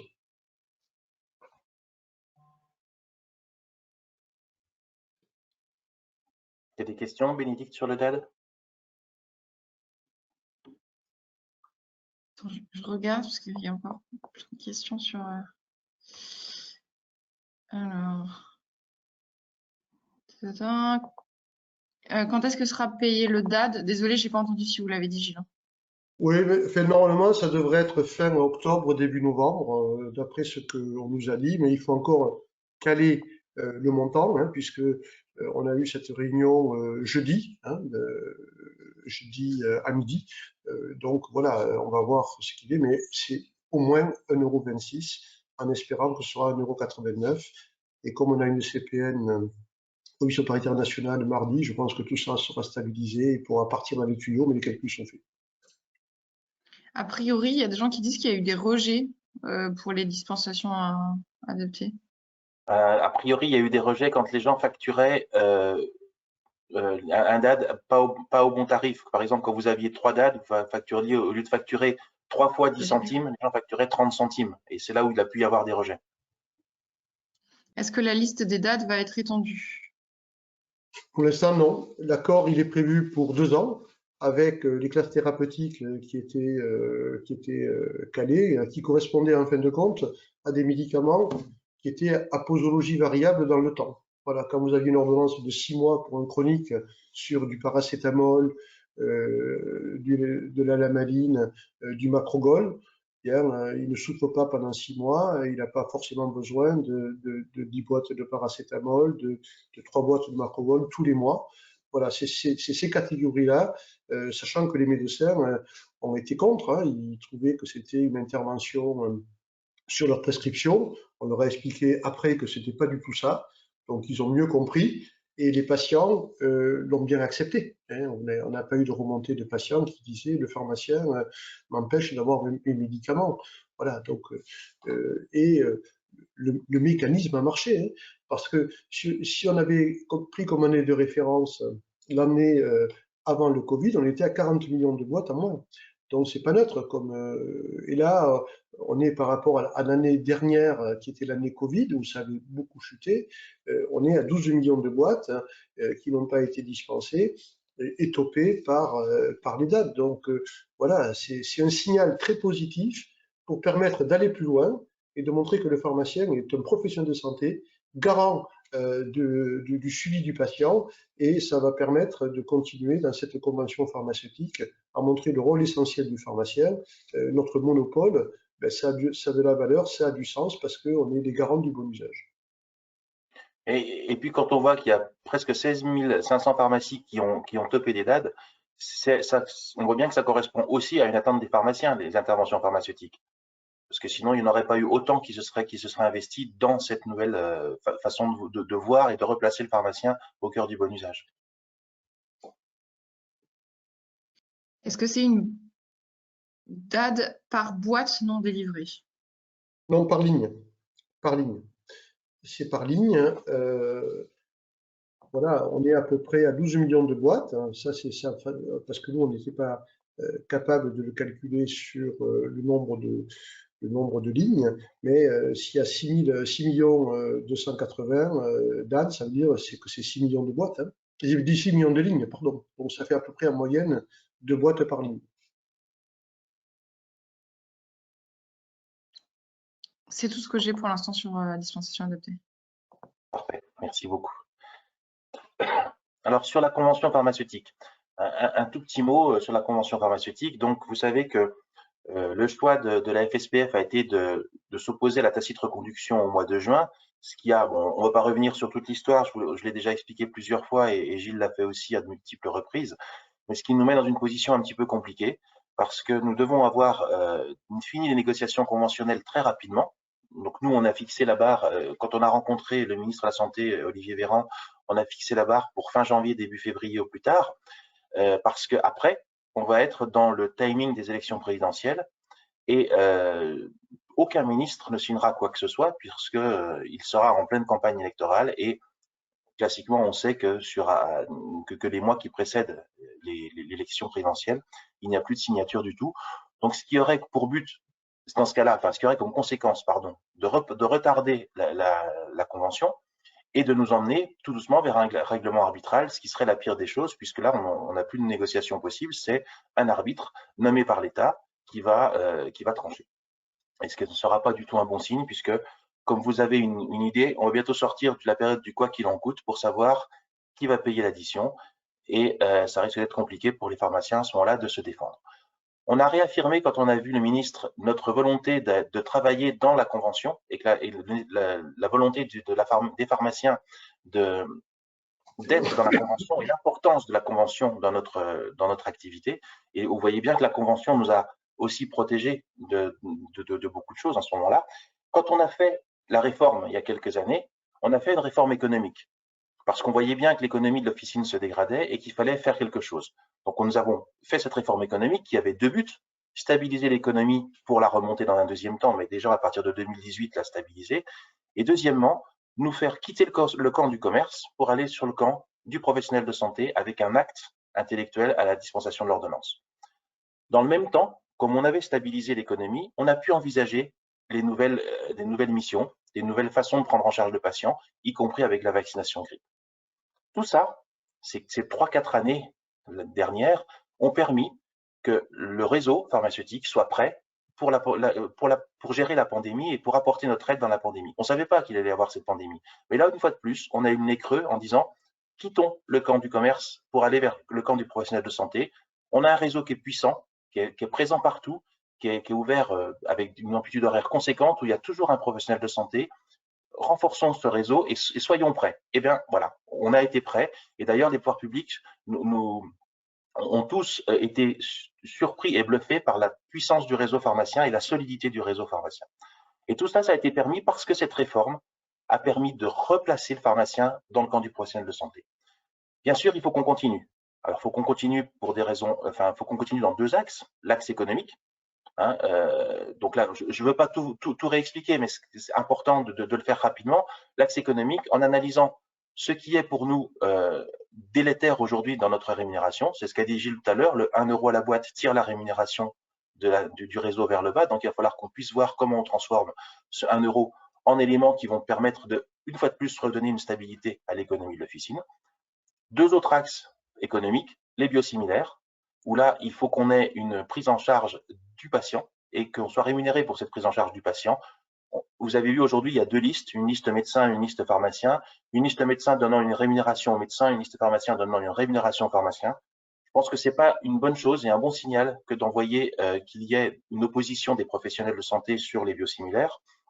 Je pense qu'il est beaucoup plus intelligent de travailler en synergie. Les médecins veulent une rémunération à l'économie. Nous voulons une rémunération à la prise en charge du patient. Pour le suivi du patient, c'est beaucoup plus intelligent. Et le troisième point économique, ça va être les conditionnements trimestriels. Là aussi, c'est un exemple. Vous avez vu que suite à un procès qu'a fait la FSPF au gouvernement sur la marge qui était faite sur certains conditionnements trimestriels, ils ont eu gain de cause au niveau du Conseil d'État. La réponse du gouvernement, c'est « OK, on ne peut pas faire de liste pour dire que telle classe thérapeutique bénéficie d'une marge particulière. OK, on va tout aligner, mais on a tout aligné vers le bas. » Ça vous donne une idée aussi de ce que pense faire le gouvernement. Là, on a tout de suite réagi parce qu'on s'est dit, il y a la marge, mais il y a aussi l'honoraire à la boîte qui, pour une boîte d'un mois, est de 1 €. Pour une boîte de 3 mois, c'est 3 fois 1 € moins 10%, c'est-à-dire 2,70 €. Et on s'est battu pour que ces 2,70 € restent parce que là, ça aurait été une catastrophe économique pour le réseau si jamais ils avaient sauté. Voilà les points économiques. Après, bien sûr, dans l'évolution des métiers, il y a d'autres points que nous allons défendre.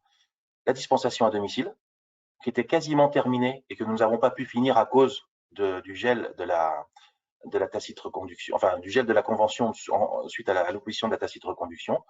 Le dépistage du cancer colorectal, où nous avons terminé la semaine dernière une réunion de travail et maintenant on va pouvoir le mettre à l'ordre du jour de la commission paritaire et commencer d'envisager le mode de rémunération. Il va y avoir le tabac aussi, où aujourd'hui nous allons nous battre pour que le tabac soit la dispensation des substituts nicotiniques soit pris en charge par le pharmacien dans le cadre d'un protocole, pas d'un protocole, excusez-moi, dans le cadre d'un parcours de soins, pas en one shot quand le patient rentre chez le pharmacien, mais dans le cadre d'un dépistage, d'un suivi motivationnel, d'un suivi tout court et d'un dépistage, d'un protocole qui peut durer quelques mois. Et là, on va demander à ce que les substituts nicotiniques soient pris en charge. Et puis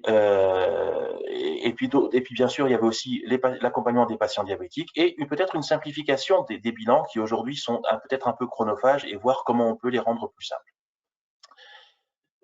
Voilà, les négociations vont commencer dans quelques semaines, mais nous avons demandé à ce que ce soit accéléré et on a déjà des groupes de travail pour commencer à poser les problèmes et mettre en place en amont des séances de négociation pour que l'on soit prêt début novembre quand les séances de négociation vont ouvrir.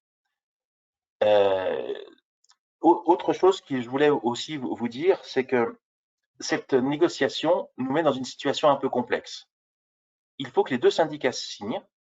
Si un syndicat ne signe pas, il s'exclut de la vie conventionnelle pendant 5 ans. Ça veut dire plus de commission paritaire locale, plus de commission paritaire régionale, plus de commission paritaire nationale et plus possibilité de faire progresser des avenants.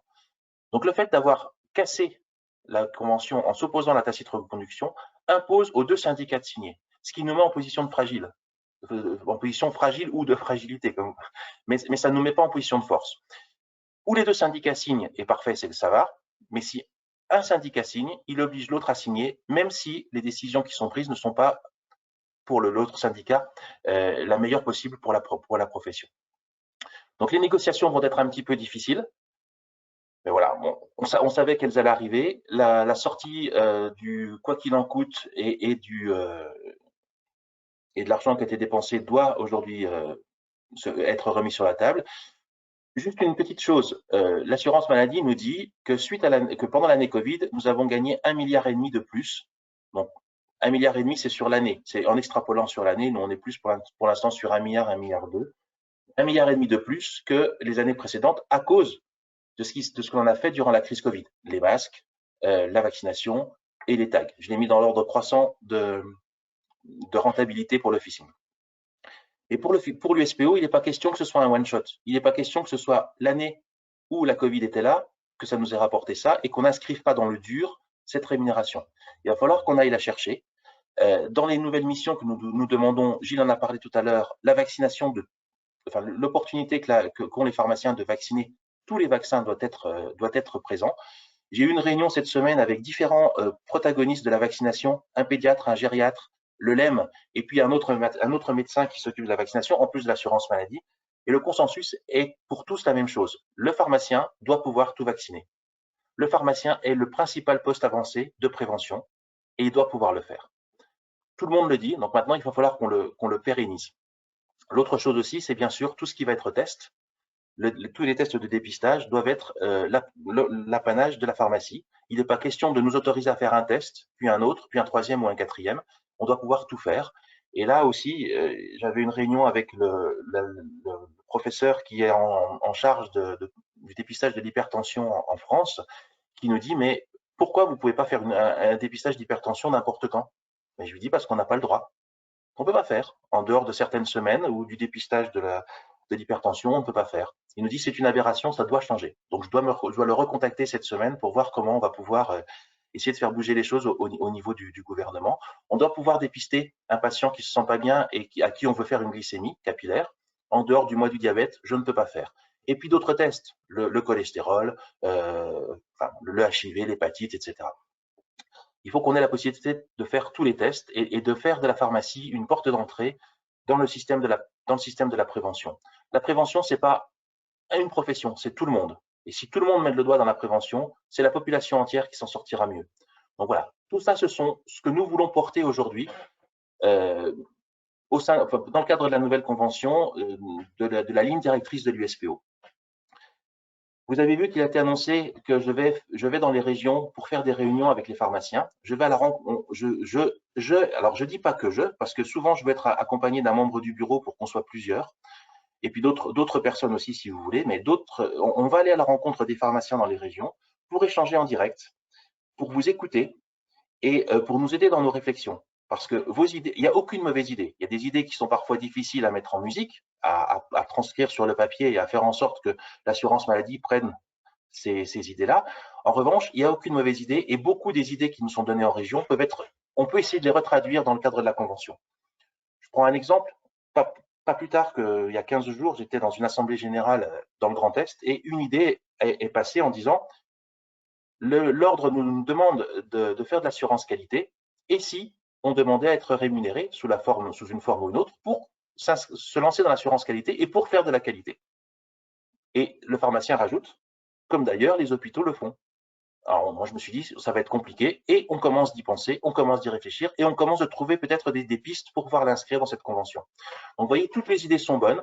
Je vais aller dans les réunions. Alors si vous avez des assemblées générales et que vous souhaitez que je sois là, ben, dites-le à l'USPO pour qu'on essaie de combiner les deux. C'est la solution la plus simple. Après, sinon, ben, on prendra des dates pour que je puisse venir dans les réunions, dans les régions. Et dans les départements, pas que les régions. Oui. Donc, très rapidement, sur le PLFSS, d'abord, on aura le droit de substitution sur les biosimilaires. C'est une grosse victoire. C'est 10 ans de travail contre des lobbies qui considéraient que le pharmacien n'était pas capable de substituer des biosimilaires. Voilà, donc on arrête les bêtises. On est les spécialistes du médicament et on aura le droit de substitution. Sur l'autre sujet, c'est la sérialisation. Donc, il y a un article sur la sérialisation qui prévoit une amende si des pharmaciens n'ont pas démarré la sérialisation avant le 31 décembre de cette année. Voilà. Avec une gradation des amendes. Donc, on sait très bien que ce dossier a été un dossier qui a été utilisé politiquement pour faire du populisme, puisque malheureusement c'est une directive européenne et que cette directive européenne s'applique à tous les pays européens et ça fait quand même 5 ans que ça dure cette histoire. Tous les autres pays le font. Donc ça va être très compliqué d'expliquer que la France ne le fait pas. Parce que si un pays ne le fait pas, ça veut dire que c'est toute la stratégie de lutte contre la contrefaçon qui ne fonctionne pas en Europe. Puisque c'est un projet européen qu'on regarde éventuellement les doublons qu'il pourrait y avoir entre les différents pays européens. Les éditeurs de logiciels, apparemment sauf un, ont mis à disposition la sérialisation. Vous savez que l'USPO s'est bagarré pour qu'on le fasse au choix, à l'entrée ou à la sortie, c'est-à-dire en back-office, car on est tranquille et qu'on range les médicaments, ça permet de les contrôler et de les stocker, ils sont décommissionnés, et après on s'occupe plus de ce sujet, ou alors de le faire devant le patient, avec le risque d'avoir stocké un médicament pendant 4 mois et de se retrouver avec un médicament qu'on ne pourra pas dispenser en expliquant au patient qu'on a des médicaments contrefaits dans notre officine.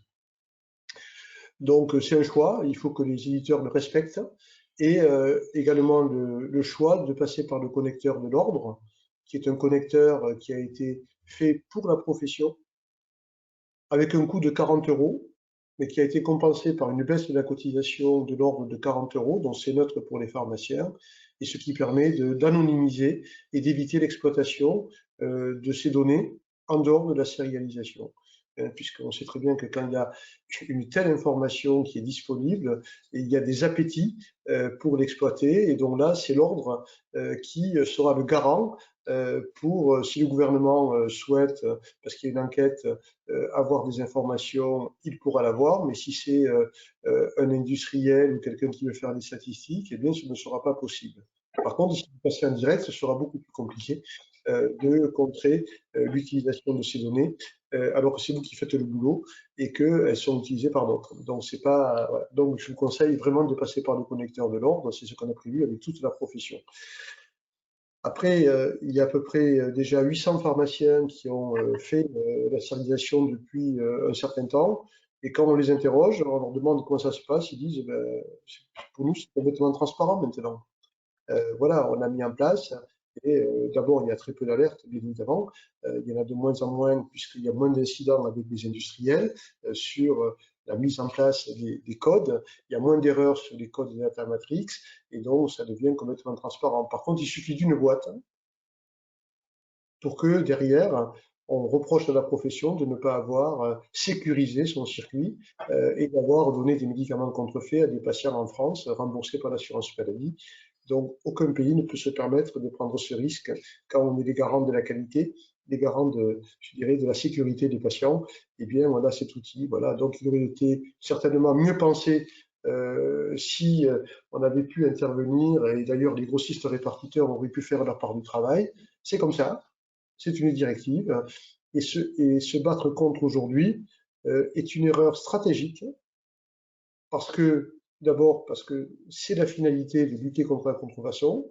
Deuxièmement, une erreur stratégique parce que la France se retrouve aujourd'hui montrée du doigt par tous les autres pays européens, par la Commission européenne, qui peut décider du jour au lendemain de faire une amende à la France avec une amende très chère, bien sûr, qui pèsera sur les négociations conventionnelles, bien évidemment, et qui mettra le gouvernement dans une situation de difficulté à cause d'un syndicat de pharmaciens qui continue à se battre contre ça alors qu'il sait que l'affaire est perdue. Donc ça met les pharmaciens en danger et ça met les pharmaciens dans une position extrêmement difficile à justifier, puisque les autres pharmaciens d'Europe le font.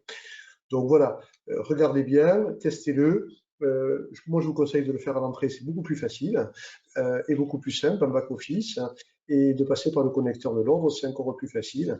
Et par contre, ce qui est embêtant, c'est que les éditeurs de logiciels font payer des abonnements et font payer un coût qui est prohibitif par rapport au travail qu'ils doivent faire, parce que la maintenance doit prévoir eh bien, le suivi des bonnes pratiques, le suivi du code de la santé publique, le suivi de la réglementation européenne, et ça ne doit pas être un coût supplémentaire.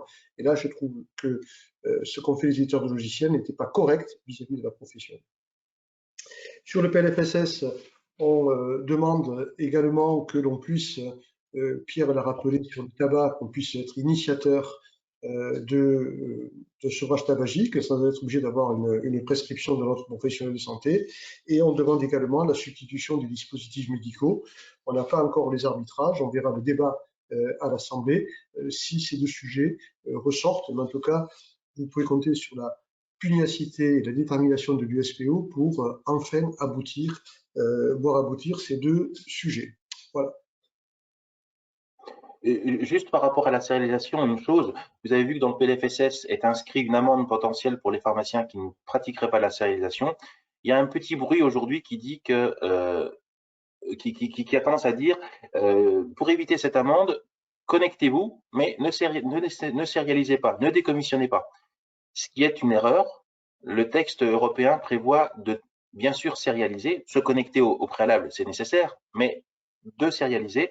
Et l'amende pourrait être due si la personne s'inscrit mais ne fait pas le boulot de décommissionner. C'est la pire consigne que j'ai entendue. C'est de prendre les gens pour des imbéciles en disant faites semblant. Franchement, quoi, c'est irresponsable d'avoir donné ce type de consigne. Franchement, quoi, c'est vraiment envoyer les pharmaciens dans le mur, quoi. On n'a pas besoin de ça. Aujourd'hui, on a besoin de quoi? On a besoin d'abord de retrouver du positif avec tout ce qu'on a passé. On n'a pas besoin de mener des mauvais combats qui ne servent à rien. On a besoin de montrer que cette profession qui a fait un boulot formidable pendant la crise, que cette image ne soit pas gâchée par un dossier sérialisation. C'est vraiment un gâchis de mener des combats qui sont perdus d'avance. Ce qui est important, c'est de se mettre en position quand vous rentrez dans une négociation conventionnelle, quand vous rentrez sur une fin de mandat d'un gouvernement, vous avez plutôt intérêt d'être malin que de faire ce genre de combat. Oui, on a 10 minutes de questions, Bénédicte. Allez, c'est parti. Des questions déjà sur la sérialisation. Comment faire? Comment fait un pharmacien qui reprend une officine prochainement alors que la sérialisation n'a pas été effectuée sur le stock existant? Mais c'est pas grave ça. On sait que pendant une première période, pendant les 6 premiers mois, vous allez décommissionner ce que vous recevez et pas décommissionner le reste.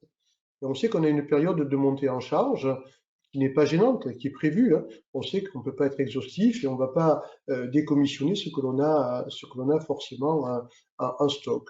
Donc voilà, on sait très bien qu'il y a cette montée en charge, ça s'est fait dans tous les pays et dans toutes les pharmacies qui ont démarré.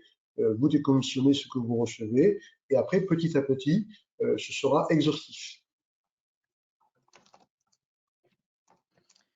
Sérialisation et robot, on ne sait pas quelle option adopter. Ouais, c'est compliqué parce que on voit bien que certains robots ont des logiciels qui sont pas forcément en accord avec le logiciel d'exploitation de l'officine. Il y a même un conflit parfois entre les LGO et les logiciels de robots. Il faut voir en fait, si vous arrivez à charger et en chargeant de décommissionner, c'est le plus simple. Si c'est pas possible, ben vous êtes condamné à le faire à la sortie et uniquement à la sortie. Et ça veut dire qu'à la sortie, vous allez passer toutes les boîtes. En décommissionnant à l'entrée, vous allez aussi passer toutes les boîtes, mais pendant un temps qui n'est pas l'attente du patient, donc c'est beaucoup plus confortable. Toutes les boîtes sont stockées, qu'elles soient dans les rayons ou éventuellement dans les robots, et vous savez qu'après, ben, tout ce qui va sortir de vos rayons ou de vos robots, de vos tiroirs, est décommissionné et donc est apte à être dispensé aux patients. Et donc, vous travaillez comme vous travaillez aujourd'hui. Et pourquoi aussi on l'a fait, on a demandé à ce que ce soit fait à l'entrée? Parce qu'on est déjà dans le coup d'après. Si vous recevez un carton de 120 boîtes de Codoliprane, eh bien, on va demander aux industriels de mettre sur le carton un data matrix qui permettra de décommissionner en une seule lecture sur le carton les 120 boîtes qui sont dans le carton. C'est ce qu'au fond nos confrères hospitaliers aujourd'hui. Ils décommissionnent à l'entrée pour pouvoir gagner du temps avant de rentrer toutes les boîtes dans la pharmacie hospitalière. Eh bien, si on le fait à la sortie, eh bien ça, ce ne sera pas possible. On appelle ça des codes consolidés et on est en train déjà de faire des tests, de travailler là-dessus avec nos confrères hospitaliers. Ça ferait gagner énormément de temps. Que faire si le logiciel métier ne propose pas encore la sérialisation? On vous a proposé un courrier que vous allez pouvoir envoyer en lettre recommandée à l'éditeur de logiciel en lui demandant de mettre votre sérialisation à disposition, ce qui vous couvre s'il ne peut pas le faire par rapport à une amende qui est susceptible d'arriver très vite. Que faire si on a un médicament contrefait? Alors, si ça clignote en rouge, alors, si vous êtes devant le patient, vous êtes très embêté. Parce que si vous n'avez qu'une seule boîte, vous ne pouvez pas lui donner. Le patient ne comprend pas parce qu'il a vu la boîte et il vous dit mais pourquoi vous ne la donnez pas? Et si vous êtes obligé de lui dire que parce que c'est susceptible d'être contrefait, votre réputation est faite pour longtemps. Parce que dans cette pharmacie, on trouve des produits contrefaits. Donc c'est pas très malin de le faire devant le patient. Et en plus, il n'a pas son médicament. Donc si vous décommissionnez à l'entrée, eh bien immédiatement, si la boîte clignote en rouge, il faut la mettre en quarantaine. D'abord, vous savez qui c'est qui vous l'a fourni, si c'est un laboratoire ou si c'est le grossiste répartiteur. Ce qui permettra pour demain faire le retour et le remboursement, de savoir comment est arrivé ce produit dans votre pharmacie. Il est mis en quarantaine et il y a un signalement qui est fait. Et la plupart du temps aujourd'hui, c'est en fait une erreur de codage de la part du laboratoire ou une erreur de lecture et qui fait que vous avez un signalement par France MBO qui vous dit c'est bon, vous pouvez le remettre en circuit, il n'y a pas de problème, c'était une fausse alerte. Si jamais c'est une vraie contrefaçon, à ce moment-là, il y aura une enquête pour voir pourquoi un produit contrefait est rentré sur le circuit, à quel endroit il est rentré, mais c'est peut-être pas forcément la vôtre de boîte, c'est peut-être celle qui a été vendue par un pharmacien en Lituanie. Parce que du moment que c'est le même numéro, bah, ça veut dire qu'il y en a une des deux qui est contrefaite. Mais c'est pas forcément la vôtre. Donc il y aura enquête, et à ce moment-là, et on travaille maintenant bien sûr sur le remboursement du pharmacien, parce que c'est pas parce que c'est lui qui décommissionne qui doit être pénalisé financièrement, en plus du travail qu'il fait. Un autre point qui est important, c'est la qualité des lecteurs. C'est-à-dire la qualité des lecteurs data matrix. Si vous le faites à la sortie, eh bien parfois certains lecteurs ou sont mal paramétrés ou sont un petit peu trop anciens. C'est-à-dire qu'il faudrait changer tous les lecteurs. Si vous le faites à l'entrée, eh bien il faut être sûr que le lecteur qui est utilisé sur le poste de travail de déballage permet de décommissionner pardon, dans de bonnes conditions. Donc ça évite un investissement matériel plus important si vous le faites à l'entrée. Et ne vous laissez pas faire, hein, parce que certains éditeurs de logiciels vous la font à l'envers. Du style, ben c'est formidable, vous allez décommissionner, vous allez lire à l'entrée pour vérifier que la boîte n'est pas contrefaite, mais vous décommissionnez pas. En fait, vous décommissionnerez qu'à la sortie. C'est-à-dire que vous faites 2 fois le travail et vous changez tous vos lecteurs. Ça intéresse les industriels, nous, ça ne nous intéresse pas. Combien de temps a-t-on pour vendre les produits une fois qu'ils sont décommissionnés? Pour vendre les produits, non, une fois qu'ils sont décommissionnés, il n'y a pas de problème, hein. Vous pouvez les garder 2 ans, ils sont décommissionnés, ils ont été considérés comme valables, il n'y a pas de problème. Par contre, si vous décommissionnez un médicament à l'entrée et qu'il y a une erreur de commande, une erreur de manipulation ou ben, le patient, justement, c'était pas le bon dosage, là, vous avez 10 jours pour le recommissionner pour pouvoir le rendre à votre grossiste répartiteur. Au-delà de 10 jours, vous n'aurez plus le droit de le recommissionner. Si on décommissionne à l'entrée, comment faire pour dépanner un confrère? Ben, comme vous faites aujourd'hui. Parce que quand vous dépannez un confrère, ben, il va venir chercher un médicament qui est conforme, qui est décommissionné. Donc il n'y a pas de problème, hein. Donc lui il va pouvoir le délivrer puisqu'il sait que ce médicament est conforme. Et quand il vous le rendra, eh bien il vous le rendra en ayant décommissionné chez lui pour que vous puissiez le rentrer en stock sans avoir à le décommissionner à la sortie. Comme aujourd'hui, simplement il faut s'assurer que le produit est conforme, donc il n'y a pas de problème, il pourra le délivrer sans difficulté. C'est vous qui avez validé que ce produit n'était pas contrefait. Et lui, quand il vous le rend, il doit avoir fait pareil. Pour les dernières minutes, j'avais des questions qui sont venues par la suite sur les tests antigéniques. Est-ce que le contact tracing et la distribution des masques restent pris en charge par la CPAM si la personne est positive mais que son test antigénique n'est pas pris en charge? Le contact tracing continue à être, du moment que vous dépistez quelqu'un de positif, vous allez l'enregistrer sur SIDEP et vous allez le signaler à l'assurance maladie parce que derrière, ça déclenche ce qui est indispensable, hein, c'est la lutte contre le cluster. Donc oui, vous allez le signaler à l'assurance maladie et vous allez, alors pas facturer le test si c'est une personne qui n'est pas vaccinée, qui n'avait pas d'ordonnance, mais vous allez pouvoir déclencher le contact tracing. D'ailleurs, ce sera intéressant. Ça montrera que le dépistage est utile et qu'il ne faut pas oublier la finalité du dépistage. Parce que là, on dit il ne faut pas dépister des personnes qui ne sont pas vaccinées parce qu'elles veulent avoir un pass sanitaire et continuer à ne pas être vaccinées. Et nous, on leur dit qu'en période d'hiver, ce qui est important, c'est quand même de dépister des personnes qui ont des symptômes pour être sûr que c'est une affection hivernale et pas le Covid. Et que ne pas avoir donné le droit de prescription aux pharmaciens quand la personne a des symptômes est, à notre avis, une erreur. Et on verra bien ce qui risque de se passer, parce que si on désincite les personnes à se dépister, eh bien, on pourra avoir une vague qui peut reprendre, surtout dans une période où les symptômes hivernaux ressemblent aux symptômes Covid. Et c'est pas très malin. Donc oui, une fois que vous avez quelqu'un de positif, d'abord, il faut enregistrer sur SIDEP positif ou négatif, hein, ce qui permet d'avoir un pass sanitaire payant, mais un pass sanitaire. Si c'est positif, après, vous reprenez votre stratégie de lutte contre la Covid et de lutte contre les clusters. Et donc, masque voilà.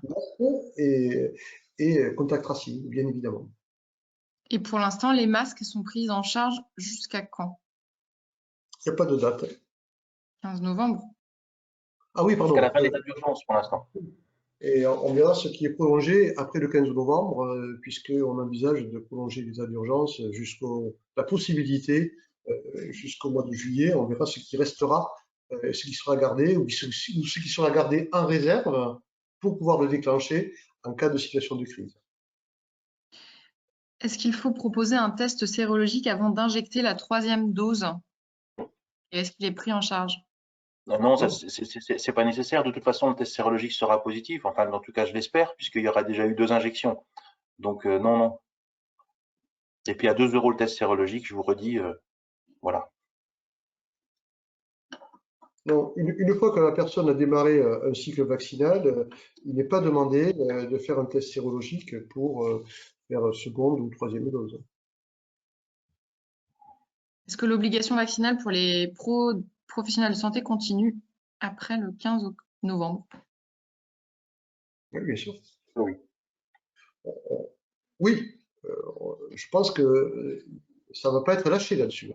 Ça ne va pas être lâché parce que, bien évidemment, toute la stratégie est d'améliorer la couverture vaccinale de la population en général et en particulier de la population qui est en contact avec des personnes fragiles.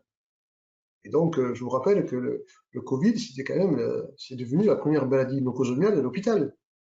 Mince, quand même, de pas d'avoir là aujourd'hui une espèce de rejet par rapport à ça de la part de certains professionnels, alors que le combat contre la maladie nosocomiale est un combat prioritaire de l'hôpital. Moi, je trouve ça quand même très décalé, quoi. Vraiment très décalé. Donc oui, ça va continuer pour tous les professionnels de santé. Ok, bah, je pense qu'on a à peu près fait le tour sur tous les sujets là. Eh bien, merci. Si vous avez d'autres questions, ben, vous les envoyez comme d'habitude sur le site ou vous les envoyez à l'USPO et on y répondra. Et en tout cas, merci. Merci Gilles d'avoir. Vas-y. Juste un petit mot. Je voudrais insister sur ce qu'a dit Pierre tout à l'heure. Pierre va faire l'effort de venir dans tous les départements, pendant une période cruciale qui est la négociation conventionnelle. Profitez de ces déplacements pour venir échanger, que vous soyez syndiqué, pas syndiqué, syndiqué à l'autre syndicat, ça n'a aucune importance. Ce qui est important pour un président de syndicat, c'est d'être à l'écoute et de pouvoir échanger en direct. Et quand on a la chance de pouvoir reprendre des réunions physiques, surtout, profitez-en et regardez bien le calendrier du Tour de France de Pierre. Donc, j'en étais à vous remercier, Gilles, d'avoir donné du temps ce matin. Bénédicte aussi, parce que voilà, c'est ton dimanche matin que tu sacrifies pour la profession. Merci à Sylvie qui va aussi maintenant tout redécouper et tout remettre de façon à ce que vous ayez accès sujet par sujet dans les jours qui viennent sur les réseaux sociaux. Et merci à vous tous du suivi, de suivre l'USPO et de nous apporter toujours vos idées et de nous faire avancer. L'USPO, c'est un outil qui est là pour vous, pour la profession. Et bien plus que jamais, durant cette crise, on a essayé de coller à ce que nous voulions et nous continuerons de le faire. Merci beaucoup, bon dimanche. Vous voyez qu'on est dans les temps, à 10 minutes près. Et ben, bon apéro et bon après-midi, bon repos et pour une nouvelle semaine. Merci à vous. Au revoir. Au revoir. Au revoir.